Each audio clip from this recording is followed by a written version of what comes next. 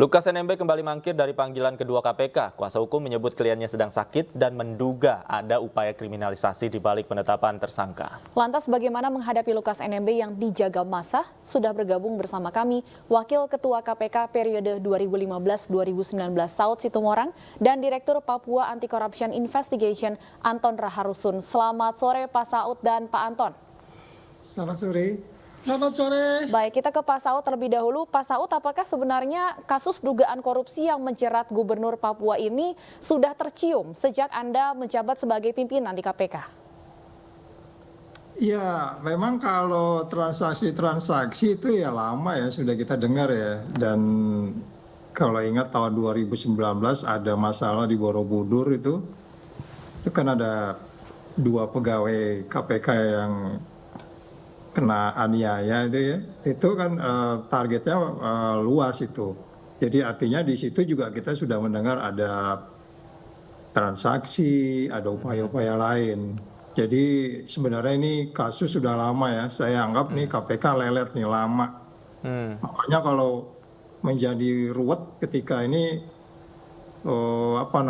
mendekati pemilu-pemilu gini, jadi orang bilangnya kriminalisasi. Jadi kalau strict pada 2 bukti yang cukup itu sudah firm aja gitu. Cuman kelihatannya kalau orangnya high profile gitu, kepala daerah ya harus pakai strategi. Makanya kalau di kejaksaan itu kan ada intel kejaksaan, di KPK nggak ada fungsi-fungsi struktur intel, tapi mikirnya ya harus mikir intelijen juga, jadi jangan polos-polos amat gitu. Kalau memang pun 2 bukti sudah cukup harus pakai strategi.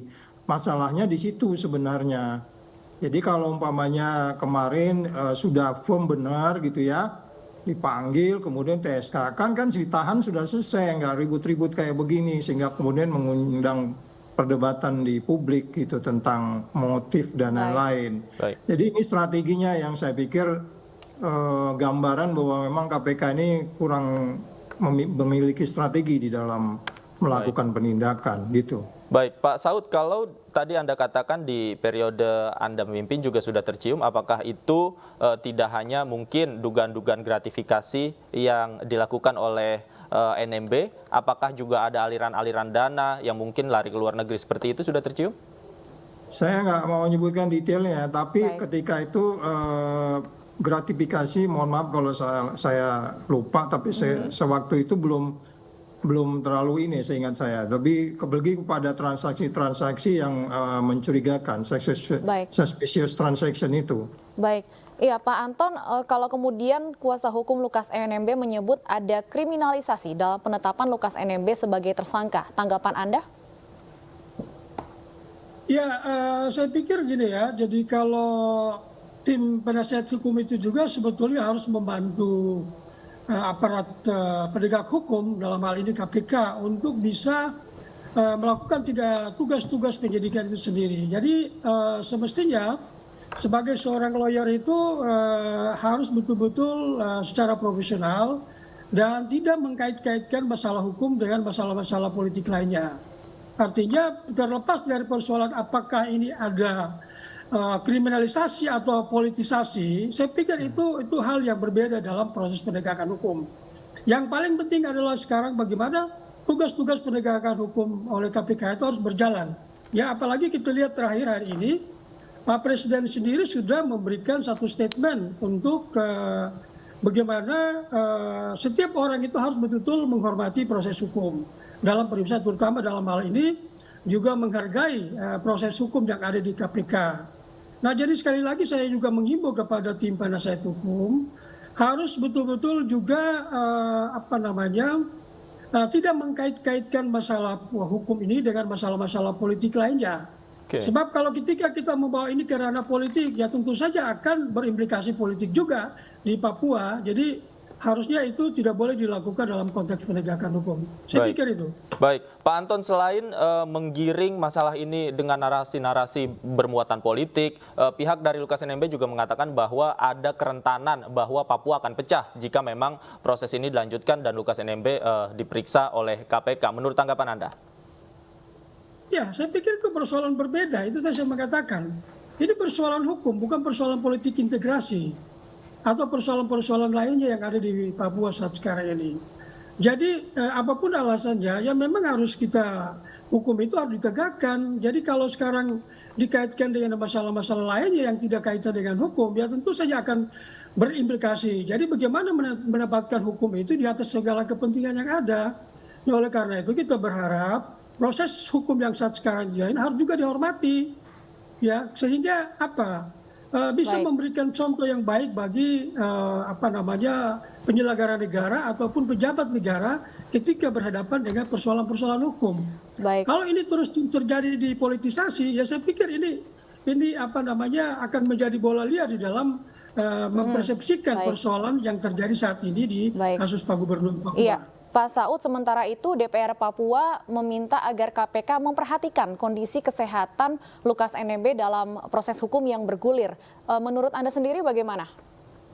Ya itu pasti ya, karena kalau pertanyaan pertama kan kalau ditanya penyidik juga kan Anda sehat, Anda waras, itu selanjutnya kan, itu sudah pasti. Tapi kan sejarah menunjukkan kasus-kasus seperti ini, minggu-minggu pertama orang ditersangkakan ya maksudnya resmi jadi tersangka, memang itu ada sindrom-sindrom yang kita paham seperti itu. Tapi saya berharap baik kepada yang bersangkutan maupun kepada penasihat hukum, jangan juga membuat sindrom ini menjadi lebih complicated. Kita kan punya pengalaman ketika itu mentersangkakan menghalang-halangi penyidikan seorang dokter ketika satu kasus ya. Ada satu kasus saya nggak usah sebut ya.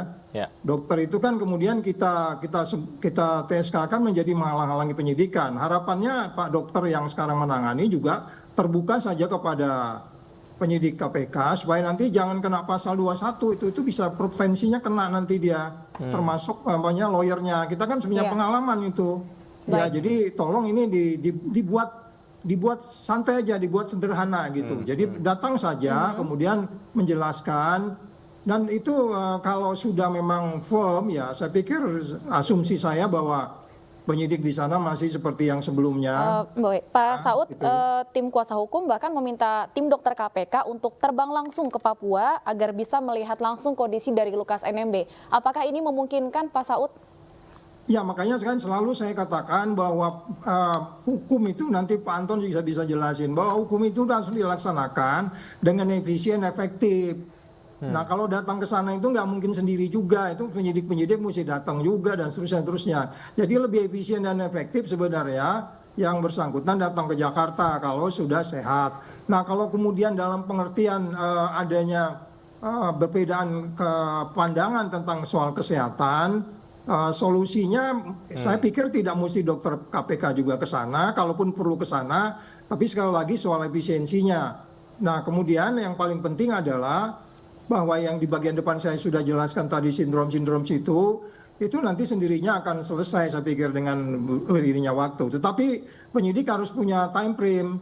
Jangan terlalu lama ini membiarkan terlalu berlarut-larut gitu loh. Oke, Pak Saud tadi Anda juga sempat menyebut bahwa ini lelet kemudian strateginya kurang tepat. Ini sudah 2 kali pemanggilan kemudian yang bersangkutan mangkir. Berikutnya strategi seperti apa Pak yang bisa diterapkan agar kasus ini tadi seperti Anda tidak berlarut-larut? Ya itu tadi makanya saya bilang ini sudah strateginya udah amburadul. Jadi exit strateginya itu harus dipikirkan juga. Salah satunya adalah ya mulai detail melihat kasus ini. Apakah kemungkinan nanti akan ada menghalang-halangi penyidikan dan seterusnya supaya ada impact terhadap penindakan berikutnya. Jangan lupa bahwa penegakan hukum itu kan harus dijalankan dengan jujur, adil dan benar, ya kan? Ini kan soal untuk keadilan, ya kan? Dan kebenaran dan kejujuran. Jadi kalau 3 paket itu tidak dijalankan dengan baik, pasti ada sesuatu yang tidak jujur siapa? Yang tidak benar siapa, yang tidak adil siapa. Jadi ini harus dipahami baik oleh penyidik maupun para lawyer gitu. Sehingga kemudian hukum ini tidak kita anggap menjadi sebuah yang kita anggap hanya berupa dendam, nggak suka, tidak begitu gitu. Pak Anton bisa marah juga sebagai ahli hukum ini kalau hukum dianggap sebagai sebuah sesuatu yang dendam dikaitkan dengan politik dan seterusnya. Enggak, 2 bukti yang cukup itu bisa banyak macam-macam yang bisa membuat ini menjadi lebih complicated. Jadi saran saya segera saja, oke mungkin nyatakan saja ini agak sedikit sindrom, beri kami waktu seminggu nanti kami datang ke Jakarta. Lawyer bilang gitu lebih sederhana daripada nanti kemudian penyidik bisa memastikan bahwa ada sesuatu yang bisa dikategorikan menghalangi penyidikan. Jadi lebih ruwet nantinya, jadi banyak yang terkait. Jadi tidak hanya TSK-nya saja, banyak orang yang bisa kena, bisa juga satu rumah bisa kena gitu, karena tinggal di rumah gitu ya, dan seterusnya. Karena kategori menghalangi penyidikan itu kan unsur-unsurnya agak sulit untuk dipahami gitu loh. Baik, iya Pak Anton, kalau Anda melihatnya sebenarnya memungkinkan atau tidak melakukan jemput paksa dengan situasi yang kondusif? Ya, kalau kita berpegang kepada ketentuan dalam KUHP itu di dalam pasal 112 maupun pasal 113 itu memang kalau kita lihat saat sekarang ini kan sudah ada 2 kali pemanggilan oleh KPK. Tentu harus ada langkah-langkah selanjutnya yang tadi dikatakan oleh Pak Saud sebagai bagian dari strategi penyidikan itu.